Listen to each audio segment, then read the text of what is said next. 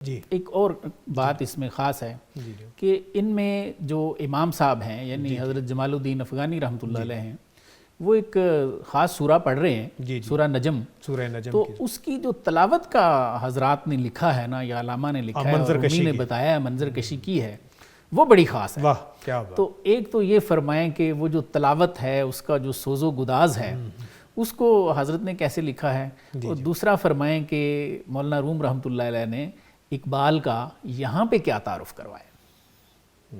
سر یہ تو قرات کے اثرات اور پھر جگہ جگہ آپ تعارف کروا رہے ہیں، تعارف کرواتے ہیں، ساتھ لے کے جا رہے ہیں نا، بالکل ساتھ لے کے جا رہے ہیں. قرات آن پیر مرد سخت کوش. اچھا یہ آپ کی بات کٹ رہی ہے، یہ بالکل ویسے ہے کہ جیسے جبریل لے کے گئے سرکار کو، جی جی جی تو اقبال لکھتے ہیں کہ مجھے مولانا روم رحمۃ اللہ علیہ کی روح پاک اوپر لے کے جا رہی ہے. تو جہاں جہاں جاتے ہیں تو وہاں پہ تعارف یہ کروا رہے ہیں کہ یہ اقبال ہے. کبھی وہ وہاں کے لوگ پوچھتے ہیں کہ یہ کون ہے، تو یہاں پہ بھی حضرت کا تعارف کروایا گیا. جی قرات آن پیر مرد سخت کوش. فرماتے ہیں وہ جو سخت کوششیں کرنے والا پیر مرد ہے یعنی امام ہیں حضرت جمال الدین افغانی، ان کی تلاوت کا بتاتے ہیں. سورہ والنجم آن دشت خاموش. اس خاموش دشت میں ایک صحرا ہے وہ، تو وہاں پہ وہ سورہ نجم کی تلاوت کر رہے ہیں. یعنی ایک طرف سورہ نجم ہے اور دوسری طرف وہ خاموش صحرا. صحیح. قرات قذوے خلیل آیت بوجت. واہ. فرماتے ہیں ایسی تلاوت کر رہے تھے جس سے حضرت ابراہیم خلیل اللہ بھی کہ اس کو سنے نا تو حالت وجد میں آ جائیں، کیفیت ہو جائے ان کو. روح پاک جبرائیل آیت بوجت. اور اگر جبریل سن لیں تو وہ بھی حالت وجد میں آ جائیں. دل ازو در سینہ گردد نا صبور. فرماتے ہیں ان کی جب آواز ہم نے سنی تو ہمارے سینے میں جو دل ہے وہ بھی دگرگوں ہو گیا. اور مردوں کی کیا حالت ہوئی؟ شور الا اللہ خیزد از قبور. واہ. فرماتے ہیں کہ قبروں سے الا اللہ کا شور شروع ہو گیا. اضطراب شعلہ بخشد دود را. فرماتے ہیں دھوئیں کو ایسا جو کلام ہے، ایسی جو تلاوت ہے اور ایسے لبوں سے ہے، وہ دھوئیں کو بھی ایک نئی زندگی دیتی ہے. سوز و مستی می دہد داود را. اور اگر حضرت داؤد علیہ السلام جو کہ یہ اس کے سما کے بانی لوگ کہتے ہیں سرکار نے، جی جی آواز ان کا یعنی کہ ایک معجزہ تھا، ہاں جی، وہ بھی سن لیں تو سوز و مستی می دہد وہ بھی سوز و مستی میں آ جائیں. جن کی سوز و مستی کا یہ علم لکھا ہے تفاسیر میں، اور آپ صلی اللہ علیہ وسلم نے ایک حدیث شریف بھی ان کے بارے میں بتائی ہے نا، یہ بخاری میں ہے پہلی جلد میں، کہ اللہ تعالیٰ نے کیا ارشاد فرمایا، یا جبال و وبی ماہو و تیر، کہ اے پہاڑوں اور پرندوں داؤد کے ساتھ مل کے گاؤ.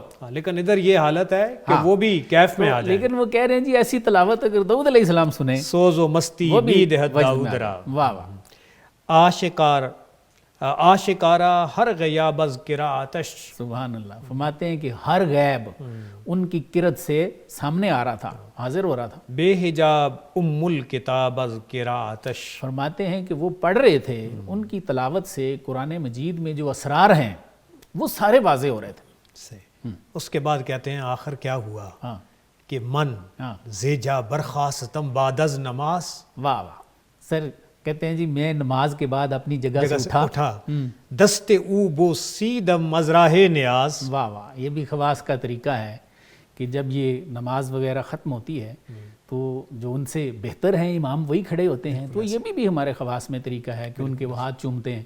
تو فرماتے ہیں کہ میں نے نیازمندی کی وجہ سے، ٹھیک ہے، ان کے ہاتھ چومے، دست بوسی کی. میاں پیدا کن نز مشتے گلے بوسا زن براستان کاملے. ایسے ہی ہے، یہ روایات ہیں اپنی. روایات ہیں. تو یہ پروفیسر صاحب وہ نماز کے اندر قرات جو کی تھی سید جمال الدین افغانی نے، جی، اور اس قرات کی تاثیر کیا تھی، صحیح، کہاں سے کہاں تک اس کی تاثیرات کو حضرت اقبال نے اپنے اس کلام کے اندر سمو دیا ہے.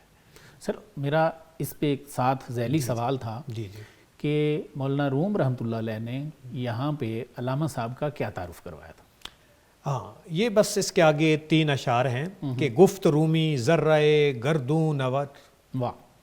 اب حضرت جمال الدین افغانی رحمۃ اللہ علیہ کو اور سید حلیم پاشا رحمۃ اللہ علیہ کو پیر رومی اپنے مرید کا تعارف کرواتے ہیں. اب یعنی کیفیت یہ ہے وہ نماز پڑھا چکے ہیں، قرات کا پورا اثر ہے ماحول کے اندر. حضرت اقبال وہ جو ہے دست اقدس پہ بوسہ لے رہے ہیں اور اب تعارف کروایا بتا رہے ہیں کہ یہ ہے کون جس کو میں ساتھ لائیں. فرماتے ہیں ایک ذرہ ہے گردون نورد. گردون نورد، یہ آسمانوں کی سیر کرنے والا ذرہ. درد دل او یک جہان سوز و درد. واہ. فرماتے ہیں اس کے دل میں ایک جہان ہے سوز کا، درد کا، چشم جز برخیش تن نہ کشادائی. واہ واہ. فرماتے ہیں کہ یہ ایسا میرا بچہ ہے کہ اس نے آج تک اپنے علاوہ کسی کو نہیں دیکھا. دل بکس نہ دودائی آزادائی. واہ. فرماتے ہیں اس نے دل کسی کے ساتھ لگایا ہی نہیں، یہ آزاد ہے. اس کے بعد تند سیر اندر فراخائے وجود. یہ اس کائنات کے وجود میں بڑا تند سیر ہے، بڑی تیزی سے جاتا ہے، اس کو اس کی سیر کا اتنا شوق ہے. من ز شوخی گویم اورا زندہ رود. واہ. فرماتے ہیں میں اس کو پیار سے، شوخی سے، محبت سے زندہ رود کہتا ہوں. اب زندہ تو سر ہم سب سمجھتے ہیں، رود کے اگر آپ کہیں کوئی ڈکشنری دیکھیں تو اس کا عام طور پہ مطلب ملتا ہے ندی.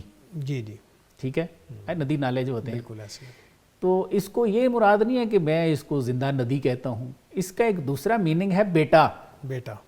تو فرمایا میں اس کو زندہ بیٹا کہتا ہوں. کیوں زندہ بیٹا کہتا ہوں؟ اس لیے کہ اس کا قلب زندہ ہے. بے شک بے شک. اوپر بتا دیا کہ بتا اس نے دل کسی اور کو دیا ہی نہیں ہے. آئینہ نیس دل کے دے حد جا باہر کسے ای پارے یقیق بنا میں تو کندہ شد. واہ واہ واہ.